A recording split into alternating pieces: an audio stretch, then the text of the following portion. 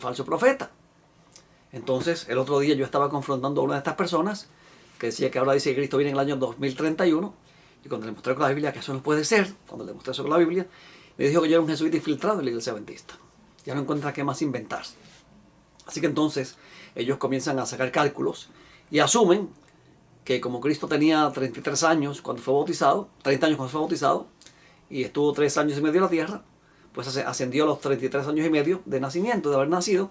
Por lo tanto, ellos dicen que después de 33 años y medio de Adán estar vivo, pues Adán pecó. Mire qué conjetura tan terrible, sin base bíblica ninguna, pura conjetura. Y entonces sacan números y ahora llegan al año 2031. Y hay un grupito de hermanos diciendo que Cristo viene en el año 2031. Van a pasar tremendo chasco, como estos amigos colombianos de la iglesia de Berea pasarán tremendo chasco esta noche en que estoy grabando este programa, porque Cristo no va a venir. No va a venir. Ellen White, por ejemplo, no enseñó jamás que Cristo vendría al final de los 6.000 años. Volví, repito, esa cifra para redondear la historia del pecado, como lo hacían prácticamente los teólogos y muchos pastores de diferentes denominaciones en su época. Por eso dice durante 6.000 años, por 6.000 años, por más de 6.000 años, lo que implica que ya no se refería a esa cita para indicar un momento determinado para que el pecado terminase sobre este planeta. Eso no es así.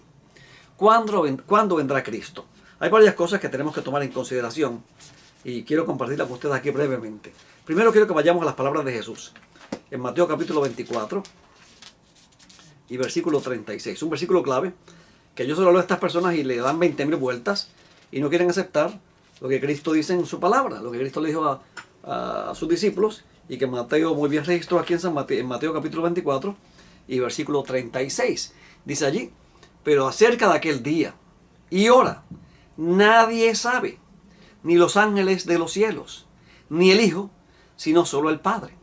Cuando Cristo estaba en la tierra, cuando Él estaba aquí como hombre, en su condición humillada, en su kenosis, en su encarnación, en su condición de siervo, en su sujeción al Padre, Él había puesto muchas cosas a un lado. Él se vació de su gloria y su divinidad en cierta medida estaba de alguna forma vedada en cierta forma ciertos privilegios, porque si no, entonces hubiera sido muy fácil para Él subir a la cruz y decir: no siento nada, los clavos no me hacen nada, ¿verdad? Él sufrió como hombre, tomó nuestra naturaleza como hombre, y como hombre había muchas cosas que le estaban vedadas, ¿ok? Porque aunque era el Dios hombre, pues vino desvestido de su gloria. Y en ese momento Él no sabía cuándo venía por segunda vez. Pero una vez que es glorificado, dice en Apocalipsis capítulo 5 y versículo 12, que Él recupera, retoma. El Cordero es digno de tomar la sabiduría, el poder, la gloria, la alabanza. ¿Ok? Pero mientras estaba en la tierra, Él decía: ni los ángeles saben cuándo yo vengo por segunda vez, ni yo tampoco lo sé. Nadie lo sabe. Pero estas personas lo saben. Como decía los que decían que Cristo venía en el 2000, que ellos sabían cuando Cristo venía el 23 de octubre, 22 de octubre del año 2000, y Cristo no vino. Como decían aquellos que venían en 1975 y Cristo no vino. Como decían aquellos que decían que Cristo venía en 1914 y tampoco vino. Y así hay muchos con diferentes ideas en prácticamente todas las iglesias. Y aquí no voy a ponerme ahora a enumerar y a señalar diferentes teólogos de diferentes denominaciones, porque no hace falta, eso no viene al grano.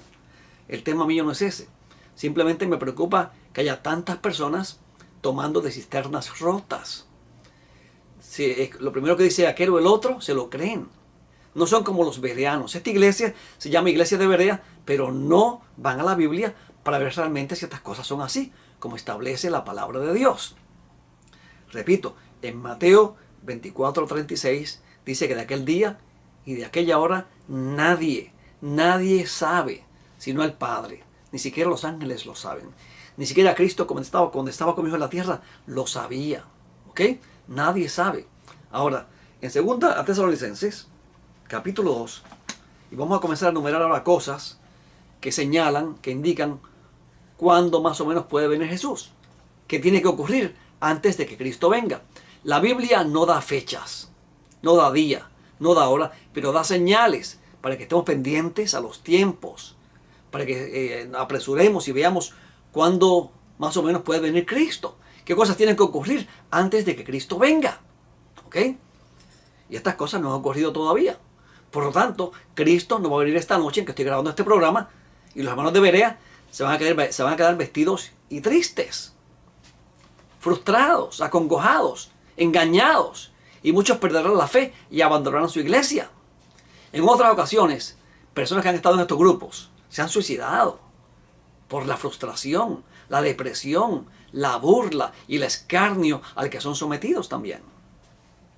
En 2 a Tesalonicenses, capítulo 1 dice, capítulo 2, del versículo 1 en adelante dice: pero con respecto a la venida de nuestro Señor Jesucristo y a nuestra reunión con Él, os rogamos, hermanos, no moveros fácilmente de vuestro modo de pensar, ni ser perturbados, ni por espíritu, ni por palabra, ni por epístola, como si fuera nuestra, en el sentido de que el día del Señor ha llegado.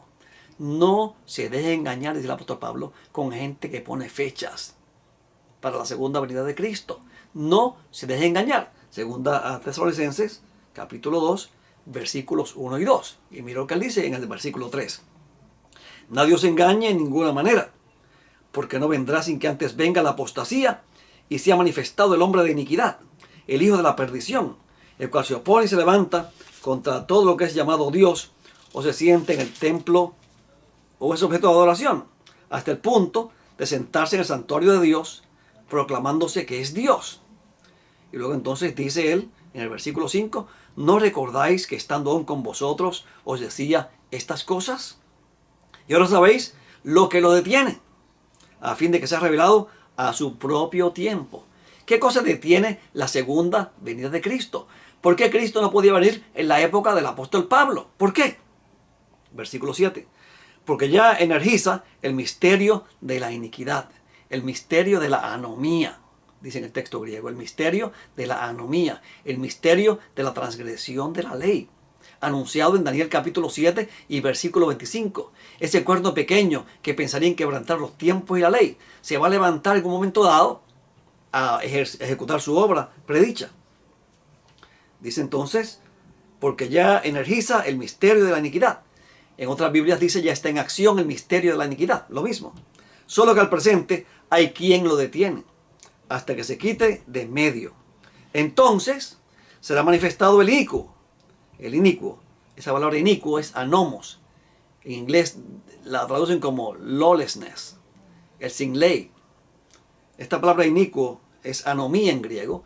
Es la palabra que aparece en 1 Juan capítulo 3 y versículo 4, donde dice que pecado es anomía, transgresión de la ley.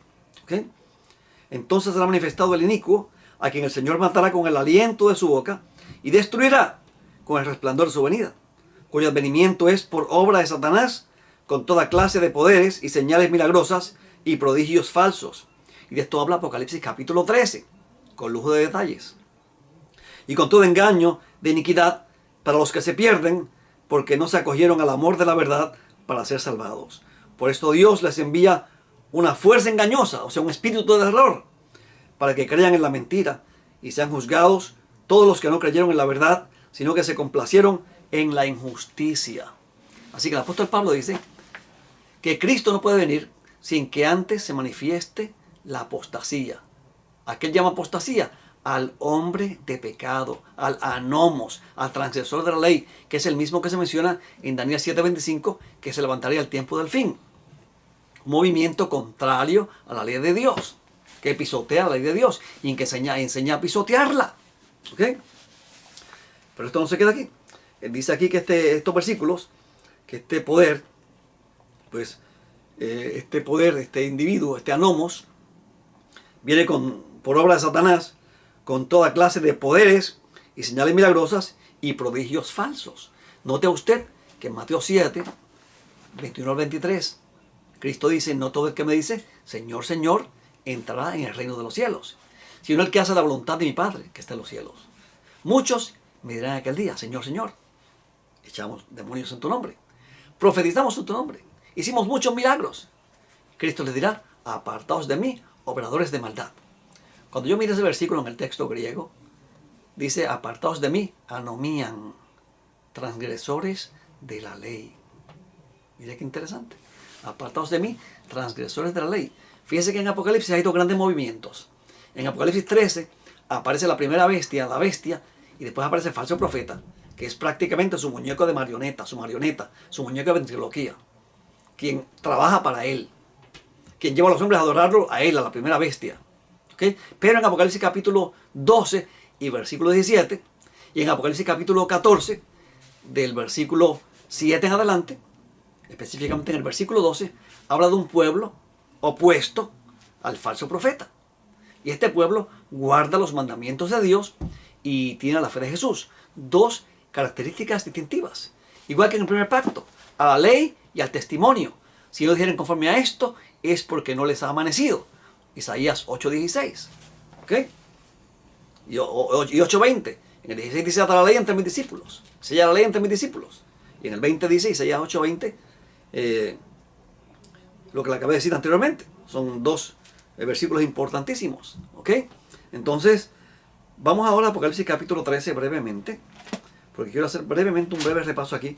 Porque es que en Apocalipsis 13 y 14 se contrastan dos pueblos que estarán en pie previo a la segunda venida de Cristo. El primer pueblo, la primera nación, es una bestia, es una bestia que subía de la tierra con 10 cuernos y 7 cabezas, idéntica a la bestia de Daniel capítulo 7. ¿Okay? Entonces dice que toda la tierra se maravilló en pos de la bestia en el versículo 3, y adoraron al dragón que le había dado la autoridad a la bestia. El dragón es el diablo, según Apocalipsis capítulo 12, versículos 7 al 9.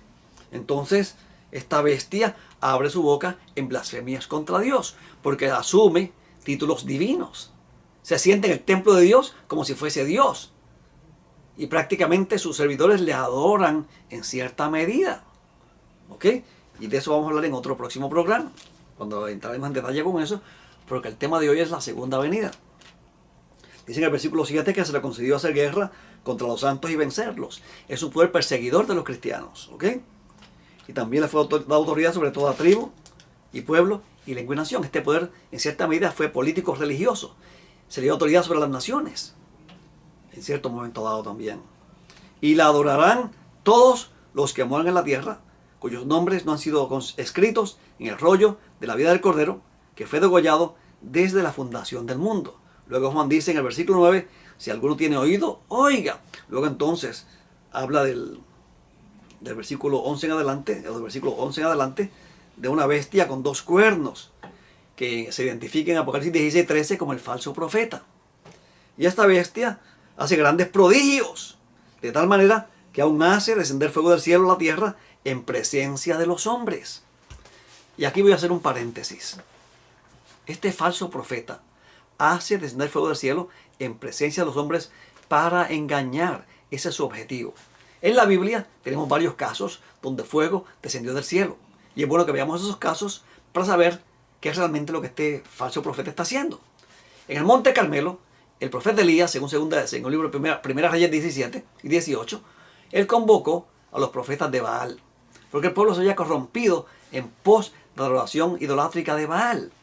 Así que él convocó a los profetas de Baal en el Monte Carmelo y les pidió que hicieran un altar y pusieran allí un becerro y que invocaran a Baal para que Baal respondiese con fuego. Y si Baal respondía con fuego y consumía el altar, entonces Baal era Dios. Dice allí que estos individuos saltaban, brincaban, gritaban, un culto extenso, dando vueltas alrededor del altar. No pasó nada. Llegó el mediodía y él le decía, griten más alto, quizás está dormido, hay que despertarlo del sueño. No pasó nada. Así que entonces, pasado un tiempo razonable, Elías les dijo a ellos, ya está bien, ahora es mi turno. Así que Elías restaura el altar de Jehová que estaba deshecho. Porque la religión del Antiguo Testamento giraba en torno al altar, en torno a Cristo, no en torno a la ley, como enseñan algunos. Cristo dijo en Juan 5:39 que las Escrituras dan testimonio acerca de Él. Desde Génesis 3:15, todo el Antiguo Testamento es un tratado sobre Jesús. Sobre Jesús, ¿ok? Entonces, construyó el altar, corta su becerro y pide que le echen 12 cántaros de agua. Un fuego con agua no prende. Elías simplemente tuvo una pequeña oración. Fuego ascendió del cielo y consumió el altar. Y ese descender del fuego del cielo implicaba la presencia de Dios que estaba con Elías. Así que el falso profeta hace estos falsos milagros, hace descender este falso fuego, con el propósito de que la gente piense que Dios está con él, y así engañar y atraer a muchos. En Pentecostés, lenguas como de fuego descendieron sobre los discípulos. Así que el fuego también se asocia con el Espíritu Santo. Cuando Jesús venía hacia Juan el Bautista dijo: el que viene tras de mí, yo no soy digno de desatar su calzado. Los bautizará en Espíritu Santo y fuego. Así que el Espíritu Santo se asocia también con fuego. Y esta segunda bestia se le llama falso profeta, por lo que este falso profeta entonces es una falsa manifestación del don de profecía. Es una falsa manifestación de los dones del Espíritu Santo. Promueve un falso Pentecostés, un falso avivamiento, con milagros falsos, con lenguas falsas, con profecías falsas. Y con esto entonces procura engañar a todos.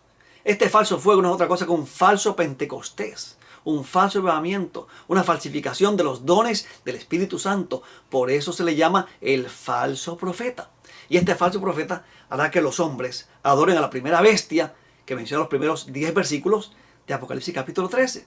A ese poder que se siente en el templo de Dios haciéndose parecer Dios. A ese poder perseguidor de los cristianos. A ese poder que es contrario a la ley de Dios, que pensó en cambiar los tiempos y la ley.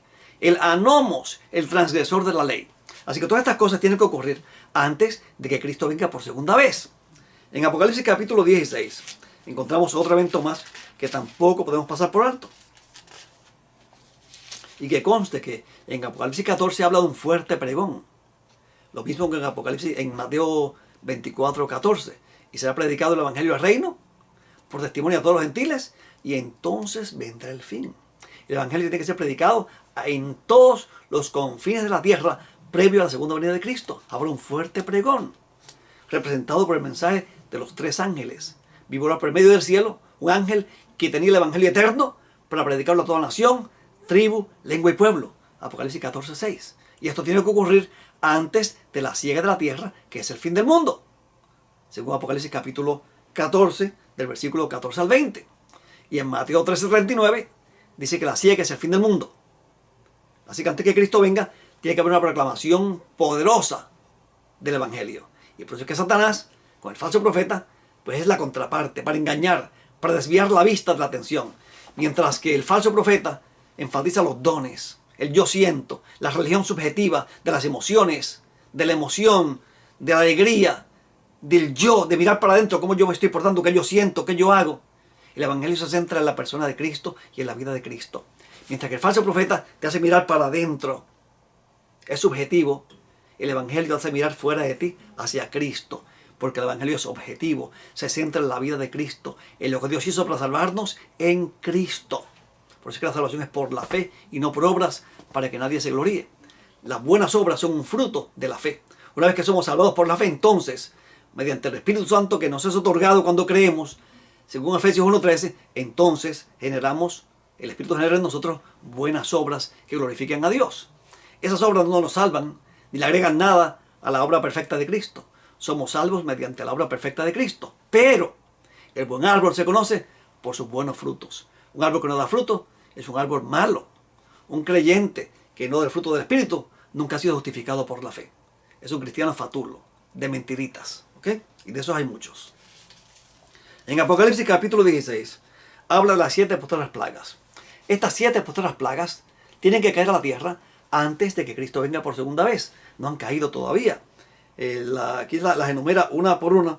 En el versículo 1, por ejemplo, dice, voy a leer el 2. Salió el primer ángel con la primera copa, y derramó su copa sobre la tierra, y sobrevino una úlcera perniciosa y dolorosa sobre los hombres que detienen la marca de la bestia y que adoran su imagen. Estas 7 plagas comienzan a caer cuando Cristo termina su obra mediadora en el cielo. Cuando Cristo diga consumado es, ya no habrá más chance para nadie. Por eso es que dice que el que es injusto todavía. El que es inmundo sigue siendo inmundo todavía. Ya no hay chance, ya no hay oportunidad para arrepentimiento. ¿Ok? Así que la primera plaga es una úlcera maligna y dolorosa sobre los hombres. En la segunda plaga, el segundo ángel derramó su copa sobre el mar. El lugar se convirtió en sangre, como de muerto, y murió en él, y murió todo ser vivo de los que estaban en el mar. Tremendo. O sea, esto no es contaminación hecha por el hombre, ¿saben? Esto es una plaga, es un castigo divino. No le trate de buscar explicaciones con cosas que los hombres hacen o contaminación. 3. El tercero derramó su copa sobre los ríos y las fuentes de las aguas y se convirtió en sangre.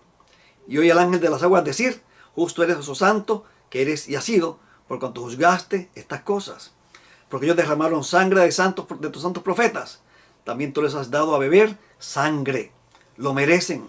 Entonces, más adelante, en el versículo 8 dice: el cuarto derramó su copa sobre el sol y le fue dado a quemar a los hombres con fuego. Y los hombres fueron abrazados con el intenso calor y blasfemaron el nombre de Dios, que tiene el poder sobre estas plagas, y no se arrepintieron para darle gloria. Así que en un momento dado el sol va a calentar como nunca antes en toda la tierra. Un sol terrible que quemará a los hombres. El quinto derramó su copa sobre el trono de la bestia y su reino quedó oscurecido y se mordían de dolor la lengua. Pero aún así blasfemaron al Dios del cielo por sus dolores y por sus llagas y no se arrepintieron de sus obras. No se crea usted que porque esta gente experimenta estas plagas se van a arrepentir. Van de mal en peor, de mal en peor. El sexto ángel derramó su copa sobre el río Éufrates y se secó su agua. Aquí tenemos un elemento espiritual, donde el río Éufrates representa a las muchedumbres y pueblos que siguen a la bestia, y cómo ellos le quitarán el apoyo a la bestia, ¿verdad? Y hará preparativos para la guerra del Armagedón, que es la guerra final entre el bien y el mal cuando Cristo venga por segunda vez. Entonces, la séptima plaga dice aquí en el versículo, vamos a ver un poquito más adelante, se me perdió el versículo, un momentito por favor. Y el séptimo ángel, el versículo 17, derramó su copa en el aire y salió una gran voz del santuario, o sea del templo, desde el trono diciendo: hecho está.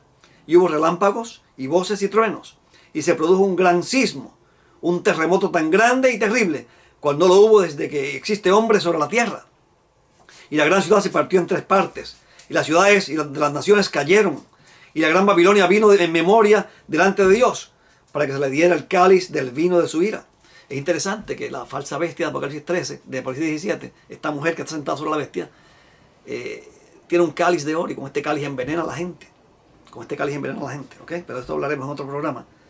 Entonces, luego dice: y toda isla huyó, y las montañas no fueron halladas, y del cielo cayó sobre los hombres un enorme granizo, como del peso de un talento. Y los hombres blasfemaron contra Dios por la plaga del granizo, porque la plaga de este era en sobremanera grande. Un talento son unas 60 libras, unos 30 kilos, 20 y pico de kilos aproximadamente, casi 30 kilos. Imagínese usted una lluvia de granizo de ese tamaño. Terrible. ¿Quién se esconde de eso? Terrible. Ahora, estas cosas no han pasado todavía. Tienen que pasar antes de que Cristo venga por segunda vez. Por lo tanto, es imposible que Cristo venga esta noche como la iglesia de Berea enseña.